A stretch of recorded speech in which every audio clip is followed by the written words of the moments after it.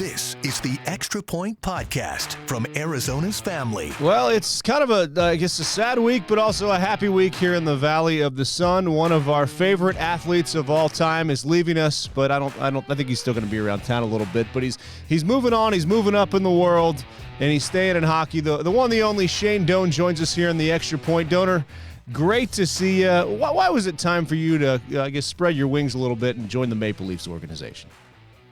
Oh, well, you know what? It was one of those things that an opportunity came up that was just, I'm really good friends with Brad Treliving. And then obviously my family's a little bit older. Everyone's a little bit older. And it's a situation where we can my wife and I can kind of be in and out of town. The kids, my youngest is 17 now, and the older ones can help out. But on top of that, it was an opportunity to join a historical franchise that's, I think, on the cusp of having a chance to win it all. And that's always special. And as an athlete, to have that opportunity to now no longer be an athlete, but to be part of an organization like that is pretty special. How much do those competitive juices still flow here? It's fun to win. You know what? Just came back from the IIHF at the World Championships and had a blast over there. We won gold, and it's something that you enjoy. And when you do something competitive, you want to do it at the highest level, and you want to be able to do it with a chance to win. And I'm excited. And we think about, since you hung up the skates, the different things you've done working at the NHL, working for the Coyotes, working for Team Canada. How much has that sort of road kind of led you to this moment? Well, I think without a doubt, those things were huge. Working at the league for 3 years, working with Colin Campbell and Chris King, Rod Pasma, and that group, Kay Whitmore at the hockey ops was absolutely something I enjoyed so much, and I got to learn a lot. I was at all the GM meetings and the major events for the league, and so you get to kind of see the behind the scenes, kind of the way things work, which was fun. And then we're working here at the Coyotes, obviously Mr. Murillo and Javier giving me an opportunity to work on that side and work with them, and then working with Bill and Andre Terny, who I truly believe is probably one of the premier coaches, and he's going to be a guy that for the next 15, 20 years dominates the coaching ranks in the NHL.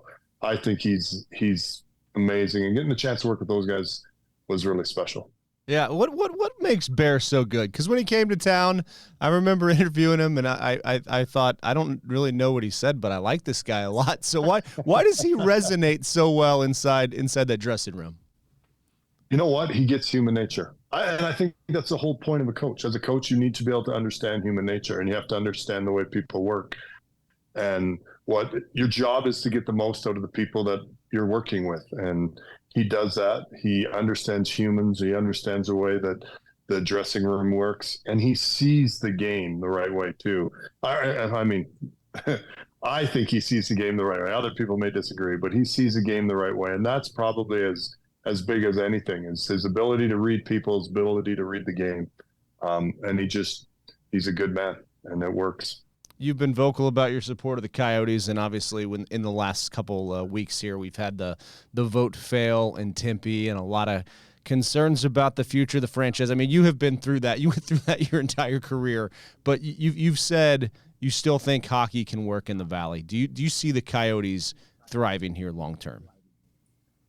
Oh, I do, and I without a doubt I do, and yeah, I believe the Coyotes work not just well here, but actually can become one of those staple franchises in the league.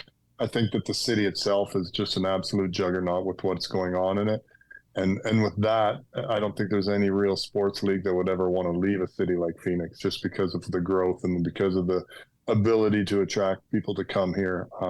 It's incredible, and the hockey market and the fans, we've put them through a lot. The Coyotes have put them through a lot, and they remain faithful, and they remain coming out and supporting.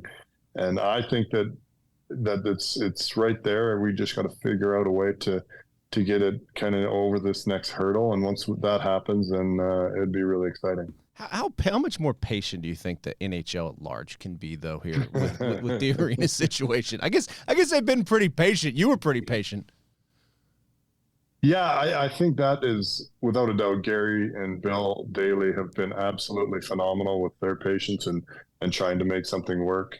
I think the league itself understands the situation of how valuable Phoenix is as a city. and so there's an element of patience there. But yeah, we have to find something out. We have to figure something out. We have to do something to get on an even playing field with everybody else. And if that happens, then it's going to be exciting. Yeah, for sure. And I remember the excitement of 2012 in the Western Conference Finals against the LA Kings, and I'm right next to our tape room before my time here. We've got the whiteout video that's kind of fun to go pull there. But as you look back at your time with the Coyotes, and you were all in, you stayed here the entire career.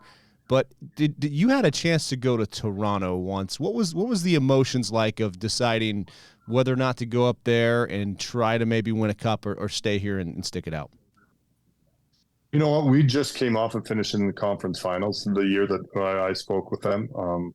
We'd lost to the LA Kings, which still bugs me, but they had a great team and they had a great run. And but we thought we were close here, and that really was it. I thought Mike Smith had just displayed being as good a goalie as there was in the NHL.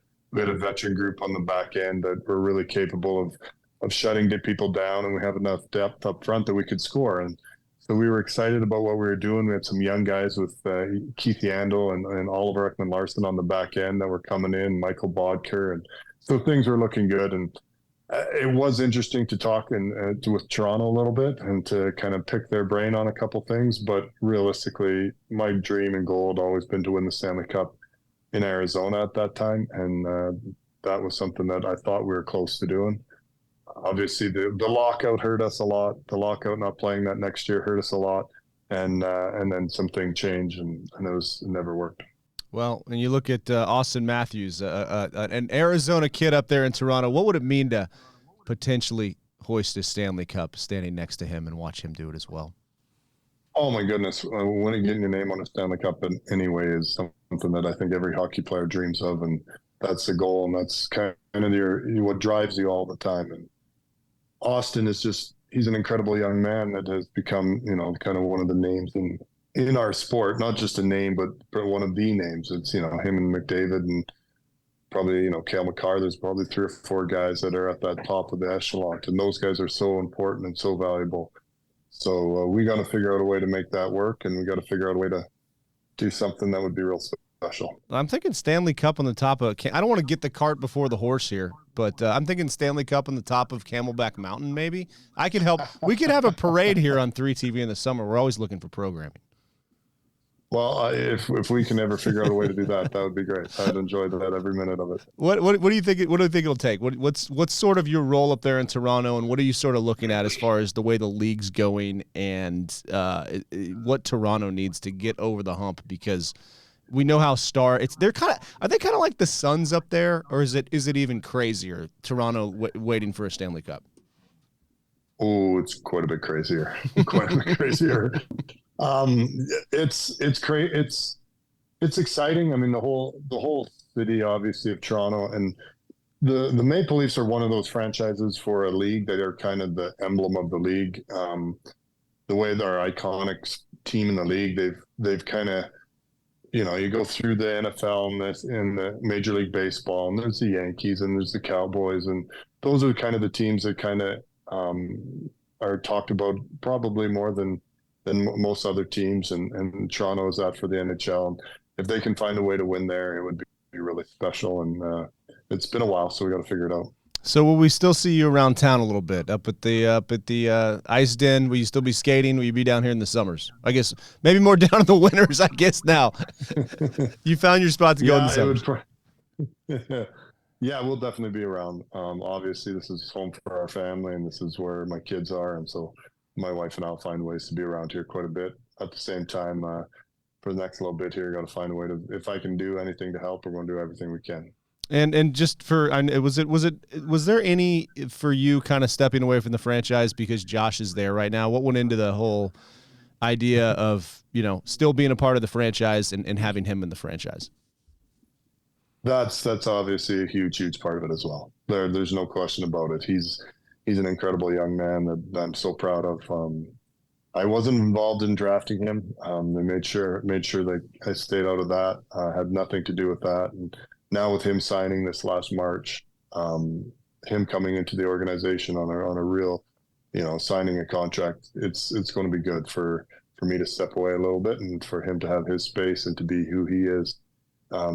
He knows that he's got a long ways to go and that he wants to work and do everything he can to get there, but he knows it's going to be tough.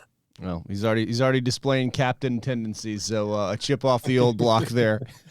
Final question is: you're up in Colorado up at a wedding. Is Bissonnette up there? Are you guys shooting some more episodes for the show? No. I think the league's got him pinned down somewhere. I'm assuming he's probably in Vegas right about at this point, and he's pretty excited about what he's doing. Is it incredible to see what he's been doing? Like, to be it's fun to watch his kind of career at post hockey grow the way it has. It's been a lot of fun. Did you ever think that you would see Paul Bissonnette and Wayne Gretzky in the same panel breaking down playoff hockey? And Biz does a really good job. Like, he does it. Like, he obviously has an element to him that is charisma and the comedy side of it. But he's really smart, and him and I discuss and talk about hockey, and I'm always blown away with his understanding of the game and his knowledge of the game and the way he views it.